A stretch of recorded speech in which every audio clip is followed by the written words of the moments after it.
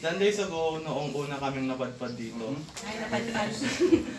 And within those 10 days ay napakarami kong natutunan. We learned about the basics of engineering such as the jargons used as sa mga plano ng isang infrastructure, mga tamang proportions ng semento, graba at buhangin, and even learned how to use AutoCAD. At hindi lang siguro tinuro kung ilang litrong dugo ng manok ang kailangan pag magpapatay ng bahay.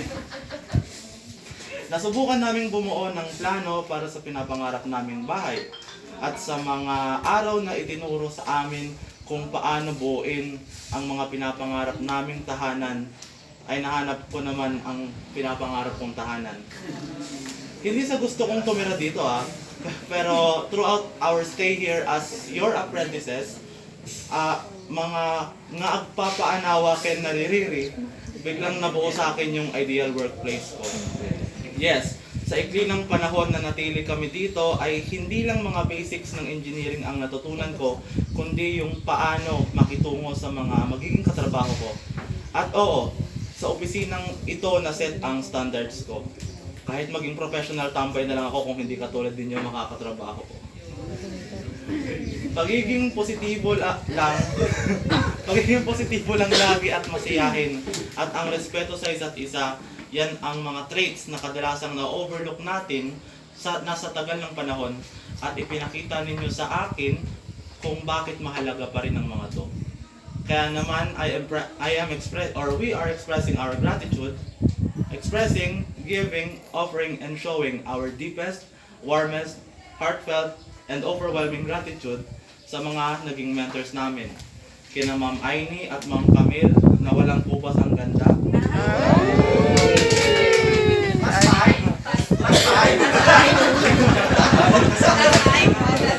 Ang napakapawing si Sir Rowan.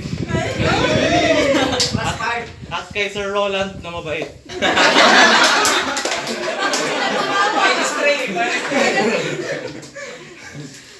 Thank you so much for this opportunity to be under your supervision.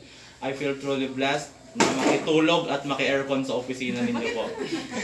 Maraming salamat. These experiences helped me strengthen my will to pursue engineering.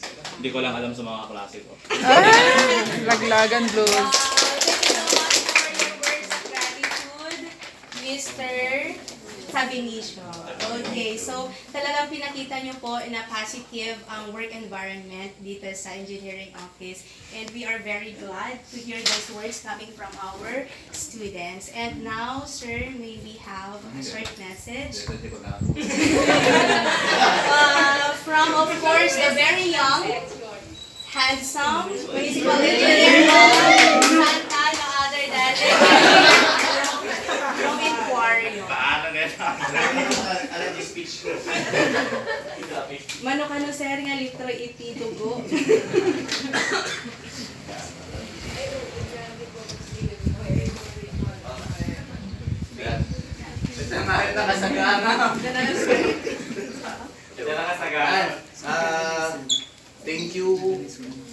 Thank you NN for choosing our office na may kaigimasyon.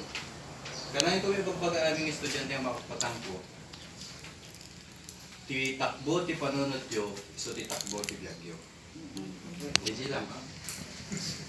Nunyaman ti papanan nyo dapat mata sa langit, paa sa lupa. Hindi lang. Short message. Yes sir, thank you so much. Gusto ko yun, mata sa langit, paa sa lupa. Oy. It means a lot to our students. Sir And, Roland mo? okay, a short message for our Request daw po, a short message for our students. Oh, limited, short talaga.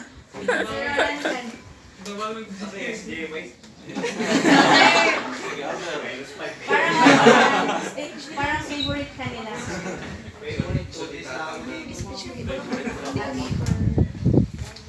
Sir, message. Tuman na kayo. So yan yung message ni Sir Roland para sa inyo. Hindi lahat ng pagkakataon ay natutulog, or naglalaro, di ba? So may time for everything. And now, ladies and gentlemen, we also have with us our senior high school focal person for work immersion and the overall coordinator for in the senior high school. We have Dr. Roger Montero. So let's give them a round of applause for his short Sino tayo dyan? Ikaw po. Right, first of all, I'd like to say thank you to the whole LGU Santa for accommodating all of our immersion students. Definitely, I would know that these students could have learned something from all of you in those 10 days. Nabigat sa kulit niyo may 10 days. In the 10 days, that they will be staying with you, particularly in this office, the engineering office, headed by the no less than engineer Wario of the engineering office. Maraming salamat po sa insights, learnings, and important lessons in life that you have already shared to our immersion students. And I just hope in turn that these students will be able to apply whatever they've learned from you. Maraming salamat po sa inyo. LGU has always been one of the perennial immersion partners of Narvaca National Central High School. Kaya nagpapasalamat po kami ng taos-puso sa inyo sa pag-accommodate sa ating mga immersion students. Thank you. Okay, so that ends our very simple culminating activity, culminating program for our work immersion students. And lastly, thank you so much, LGU Santa, specifically the engineering office. Thank you so much. Nanyaman iti na aramidan nga pasaway, kinapasaway na nga estudyante. Pagkurkurangan, pasensya na po.